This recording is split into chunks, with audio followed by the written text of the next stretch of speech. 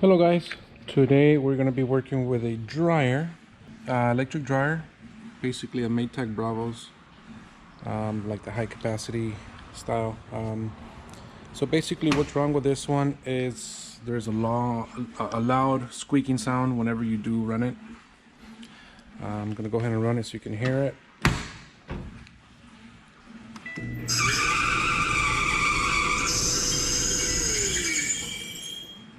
Okay, so we're gonna go ahead and open it, take a look what it is. Is one of the two is either the pulley, there's a little wheel on the pulley, that's where the belt runs through. I've seen occasions where the little pulley wears out and basically the belt starts rubbing against it and it just wears it out. That or the little wheels on the back that carry the tub. One of those two is gonna be it. So we're gonna go ahead and open it up, take a look to see what it is, get it fixed. I mean, it should be a simple fix. I mean, it is running, it does warm up. So for the people that don't know how to open these type of dryers, basically what you need to do, I need to get a screwdriver. Usually I use spatulas. They're a lot thinner, easier to go into these cracks right here. So there you're gonna see a little a clip. Sometimes they're plastic, sometimes metal. Clip there, and then the other side is gonna be the clip right here. All you have to do is just push it. I don't know if you can kind of see.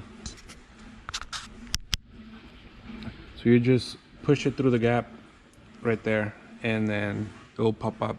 After that, it has hinges in the back, so it holds the top lid, and then you get access to that tub. And then let me go ahead and do that, and then I'll be right back. Okay, so I have one of these. These are usually a little harder. They won't bend that easy. They're not too flimsy. So all you have to do is just press here and just push it up. Kind of hard to do it with one hand, but here, and then it pops up. Right there, you can see the little clip. Make sure it doesn't fall. Don't lose it, otherwise you won't be able to clip it back in. Same thing with the other side. Go ahead, press it up. There it is, it releases. Now the top is released.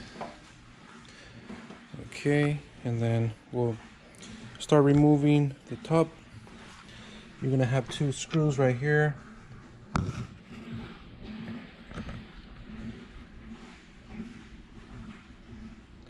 So those two screws will release the front, and then don't forget to remove this harness right here. That's for the light and the door sensor. So remove those and you'll be able to remove the front. Okay, let me go ahead and do that, and I'll be right back. Okay, so I removed those both screws. Size of the screws are 5/16. I use one of these screwdrivers, 5/16. And then I removed this with a flat screwdriver, a little harnessed. And after you remove that, all you have to do, there's two little clips down there. You have to just pull up on the door, or basically the front face. Let me see if we can do that with two hands. There we go. Okay, so that is released. This cable. Sorry guys, I'm trying to record and do this at the same time. So go ahead and close the door. And then this whole front part is released. Go ahead and put it to the side.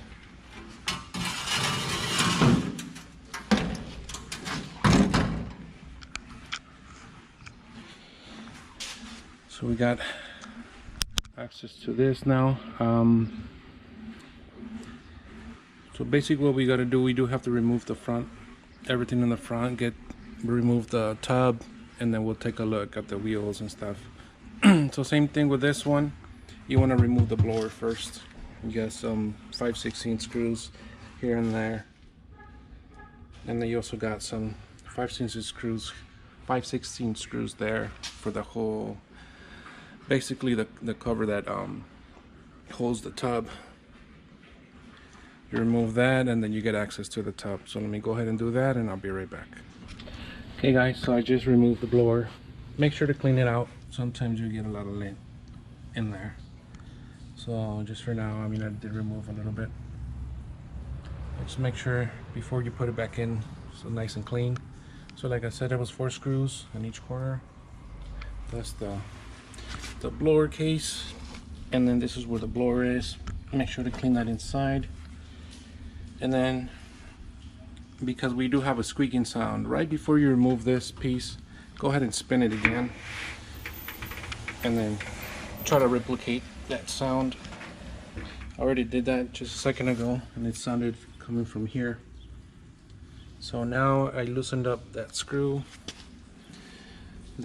right here, and then this one, we'll just hold on to that and loosen it up just a little bit, so whenever you put it back in, you could just clip it in easier. So this is up like that. The other side. There we go. That releases everything. And then we have some little wheels here. Always clean them out. Sometimes these will make sounds like that. They'll squeak. This one seems to be okay. Same thing with this one. This one's good. So we know the problem is not the front wheels. Just put that to the side. And now basically we have access to that tub. We just have to release the belt from the inside, and that will release the whole belt and the whole tub. Let me go ahead and do that, and I'll be right back.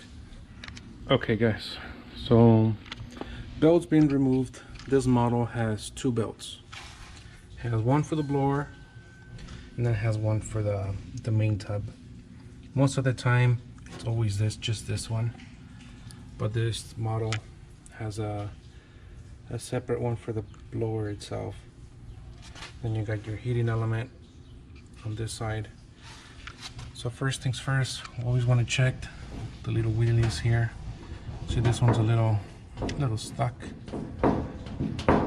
It's starting to loose up. So if you guys have some grease or anything like that, go ahead and add it to those wheels. Make sure they're not, so this one's okay. Make sure they're not stuck. Seems to be okay now. I'll still add some little bit lubricant or grease. So basically now we have to kind of replicate the sound it was making. So I'm turning this right here, and I'm not hearing anything. I basically already know what the problem is. Okay, so everything seems okay here. I did see like a black spot on the side of that pulley, and once again sometimes I get lint hair stuck in there, so you can see the pulley is really hard to twist. So it might have, you know, lint stuck in there and made it harder. As you can see, it's all black here. So it was rubbing against the belt.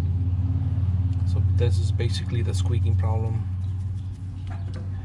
Being that it is dark here and we can see the belt was wearing out, we'll just gotta double check the belt to see if it's still good. If not, we have to replace the belt. Otherwise, within a little bit it'll break and you have to, you know, refix it again. So once again, we're gonna go ahead and remove this little wheel. It should have a little triangle clip right here that holds the wheel in place, similar to these. Just careful when you when you are removing it. They're really fragile. They could break really easy. And if you don't have any extra ones, the wheel will come off. So make sure you just take it off with a flat screwdriver. Just be careful removing it. And then we'll clean the inside. Make sure the wheel's not worn out through the inside. And then we'll put it back in. Make sure it has to spin smoothly, not like this. I'm forcing it. So let me go ahead and do that. Take it out, and then we'll be back. So I did remove the little wheelie. I added some grease on there. This one I got from basically another washer part. Basically it came with it, so it's a pretty good grease. It lubricates it pretty good. Now it's nice and smooth. See? So I'm gonna go ahead and put that little clip back on. There you go. So it's nice and smooth now.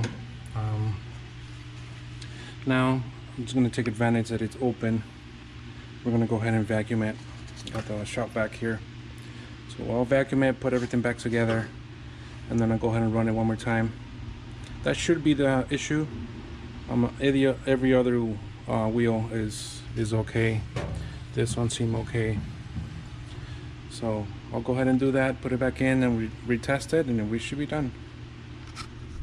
Okay guys, so I did put back this holder here that holds the tub. Okay, and then the blower is already in as well. So basically you're just going in reverse. Remember not to forget to plug in these cables that go right here on this model. Okay, that's basically for your moisture sensor. So it senses the moisture in the clothes. Sometimes you'll see some little metal things across right here. So that tells the dryer when your clothes are dry, and it stops when you do it in automatic cycle. So make sure they are plugged in like before. And once again, you have this little clips here. That's when you're gonna put in the front cover. So remember to put it in. You just kind of have to lift it a little bit, push it in to the bottom side here. You'll see some little holes, and that will clip to that first, and then the screws on top. Okay, so let me go ahead and do that, and I'll be right back. So the screws are back in. Remember the 5/16s, they do have little clips here, little metal clips. Whenever you remove this front cover, make sure these clips, you don't lose them, because otherwise you can't screw in those 5/16 screws. And like I said before, these clips as well. Make sure they're all facing forward like that. If you happen to loosen it up, sometimes when you push it too hard, they will come off. So the way they go, as you can see, the little bump is forward. That's to clip the top lid. Okay, just like that. If this clip is backwards, it will not clip in. So now we're gonna go ahead and close the lid like this. Make sure it sits in correctly like that. We'll push it on, and that will clip in there. Same thing with the other side. There we go. So now it's all back to normal. We're gonna go ahead and retest it and see what we get. All right, so just a disclosure, guys, whenever you do work on these, and they're especially 220 electric, go ahead and unplug it. Even though you think you know what you're doing, trust me, one of those shocks, it's pretty heavy. 220, it's a lot. So just remember to unplug any dryers when you work on them. Okay, so let me go ahead and plug it back in, and then we'll retest it. So let me go ahead and do that. Okay, and then PF says power failure. It's okay because it has been unplugged, so that's no biggie. Go ahead and run it.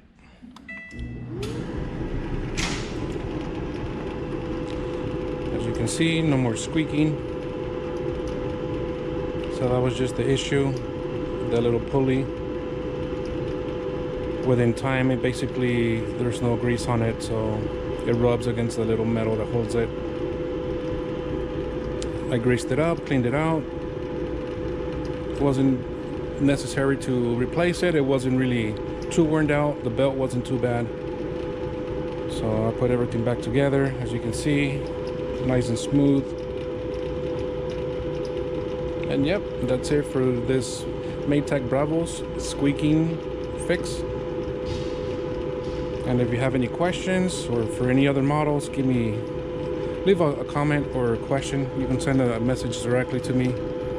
I will be uploading more videos and more fixes and appliances or any other things that I know how to do. So go ahead and subscribe. I am going to be uploading frequently. I'll try. And then I try to have a better setup, guys. I know I pause a lot, but I'm kind of new to the YouTube thing, so bear with me. Once again, if you have questions, anything you don't understand, go ahead and leave a message, and I will respond as soon as possible. So once again, like the video, go ahead and share it if you like it. Go ahead and subscribe to the channel, and thanks again for watching.